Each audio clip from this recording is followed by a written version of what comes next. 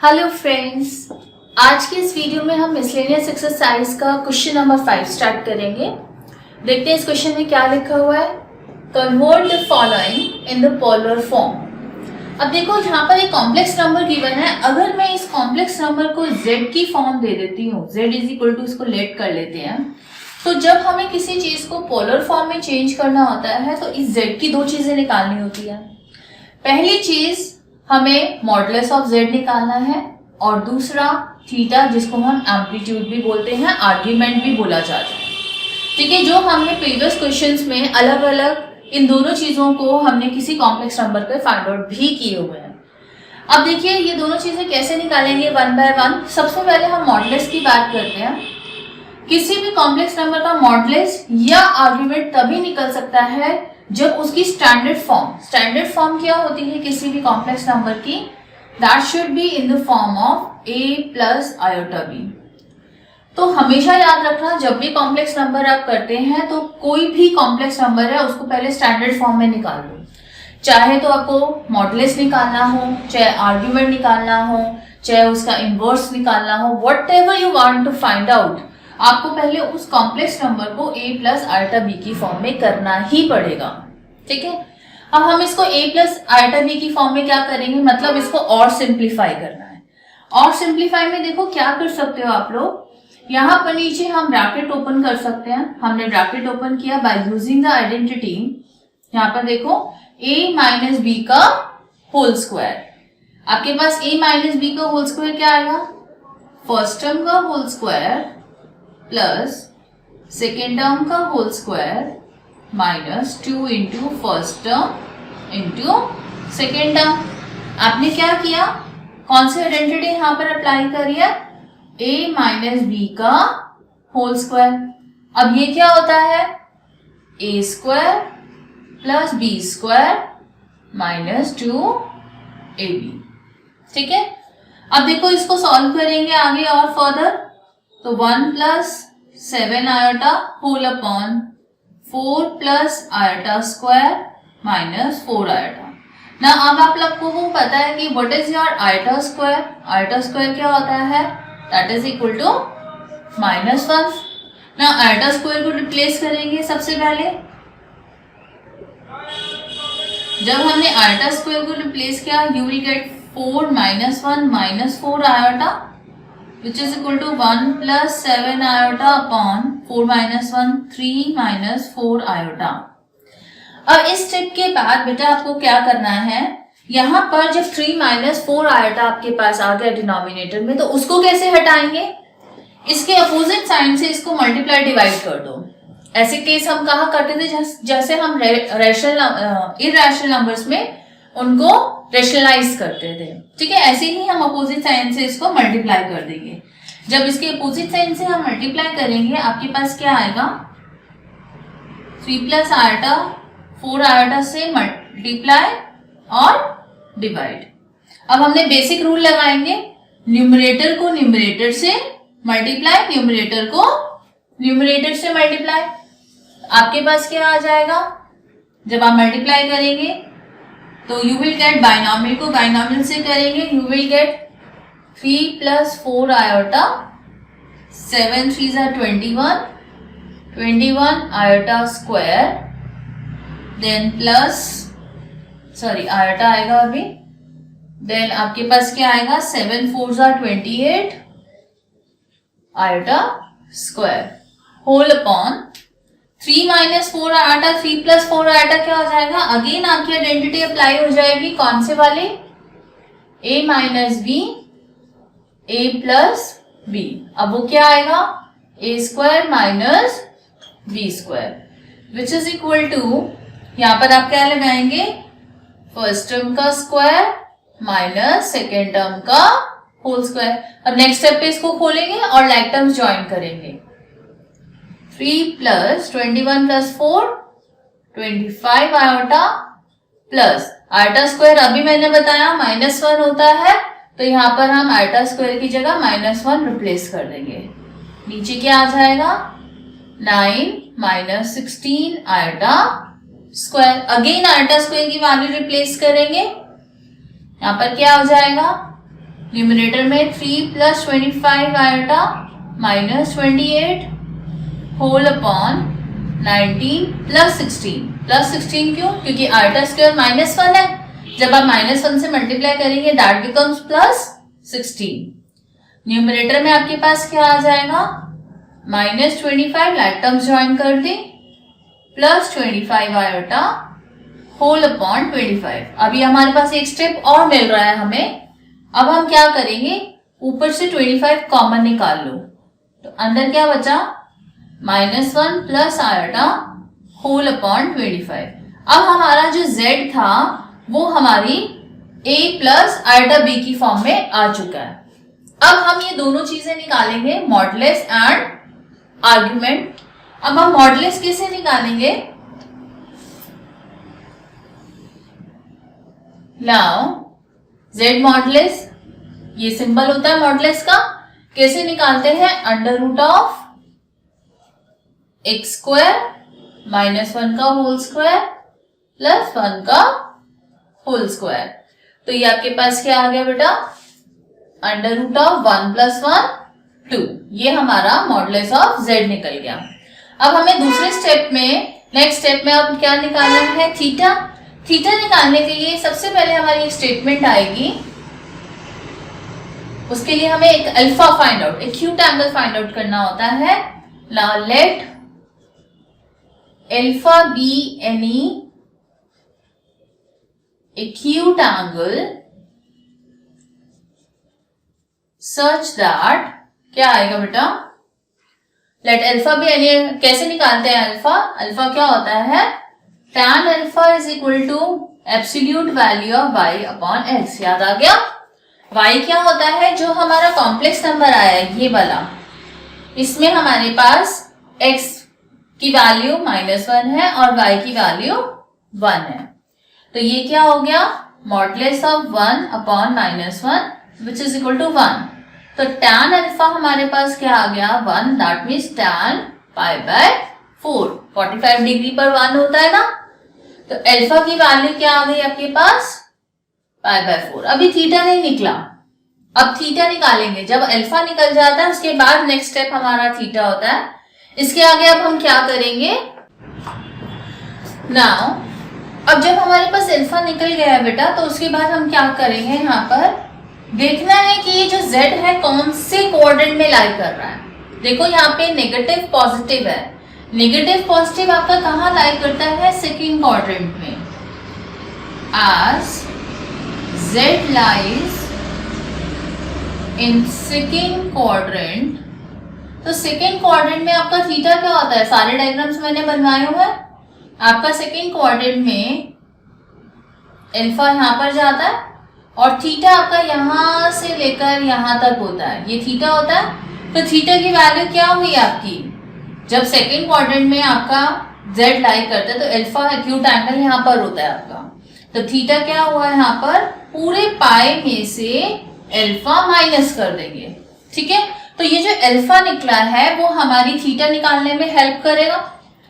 As z lies in the second quadrant, therefore theta argument क्या होगा हमारा, pi minus alpha which is equal to pi minus π/4 which is equal to 3π/4।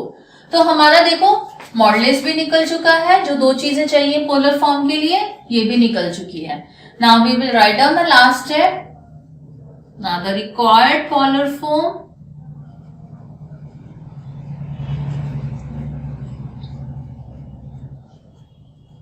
Of z is, अब उसकी हमने form change कर दी। क्या होती है इसका formula, z is equal to r, r मतलब यही होता है, जो मॉडुलस ऑफ z की नोटेशन r भी होती है, ठीक है।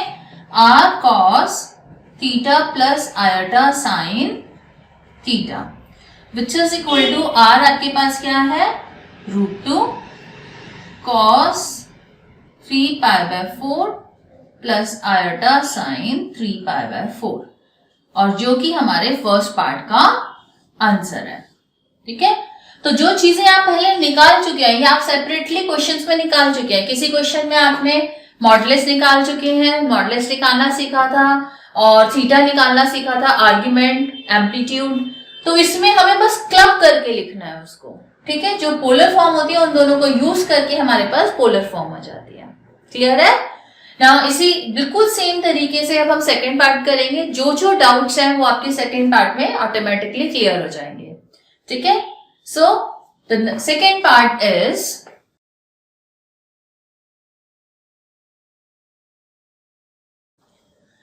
ना, देखिए जो सेकेंड पार्ट है उसमें भी आपका जो z है कॉम्प्लेक्स नंबर है वो आपका a प्लस आर्टा बी की फॉर्म में नहीं है। कौन सी फॉर्म होनी चाहिए?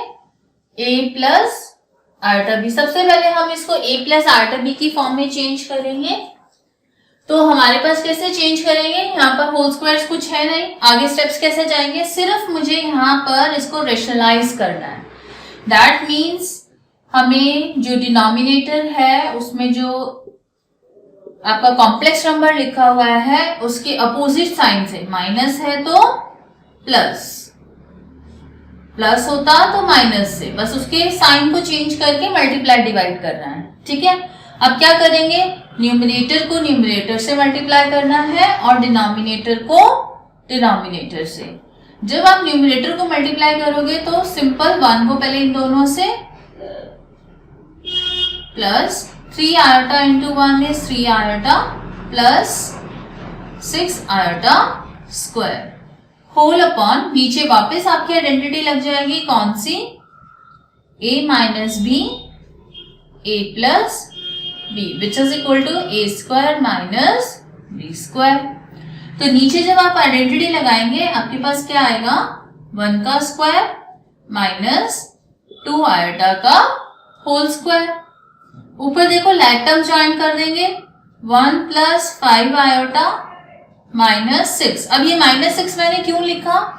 क्योंकि हमारे पास आयोटा स्क्वायर के वैल्यू क्या होती है? -1। तो जब हम आयोटा स्क्वायर को -1 से रिप्लेस करेंगे तो मेरे पास 6 इंटू -1 इज -6, तो वो मैंने यहाँ पर लिख दिया है। और नीचे आप होल स्क्वायर ओपन करेंगे तो you will gate 1 minus 4 iota square. अब नीचे वापस आयोटा स्क्वायर की वैल्यू अप्लाई करेंगे, आपके पास क्या आ जाएगा? 1 माइनस 6 आपके पास क्या हो जाएगा न्यूमरेटर में? -5 plus 5 iota whole upon 1 plus 4। Sign का हमेशा ध्यान रखना क्योंकि यहाँ पर जब हमने -1 पुट करा तो माइनस माइनस प्लस 4। जब तक आप रीचेकिंग नहीं करेंगे तब तक आपके आंसर्स ठीक नहीं हो पाएंगे, आपकी बार बार मिस्टेक होगी और आप मिस्टेक्स ढूंढ भी नहीं पाएंगे। तो जब भी आप नेक्स्ट स्टेप करते हैं तो रीचेक कर लो आपने ठीक लिखा है या नहीं। नाउ सी नेक्स्ट स्टेप क्या होगा इसका? ऊपर से देखो 5 कॉमन निकल रहा है आपका, that is equal to -1 plus iota whole upon 5। 5 से 5 कैंसिल आउट हो गया। तो ये जो मेरा z है वो इस जो मैं चाहती थी a प्लस आयोटा b की फॉर्म करना वो मेरे पास आ गई, जिसमें कि मेरे पास जब मेरे पास a प्लस आयोटा b की फॉर्म हो गई है ये, तो मेरे पास a क्या है? -1 एंड b की वैल्यू क्या है? 1। अब हम अपनी दोनों चीजें निकालेंगे, क्या क्या? Modulus of z and theta. तभी हम किसी को पोलर फॉर्म में लिख सकते हैं जितने भी कॉम्प्लेक्स नंबर्स हैं। अब मॉडुलस ऑफ z कैसे निकालेंगे? अब आप लोग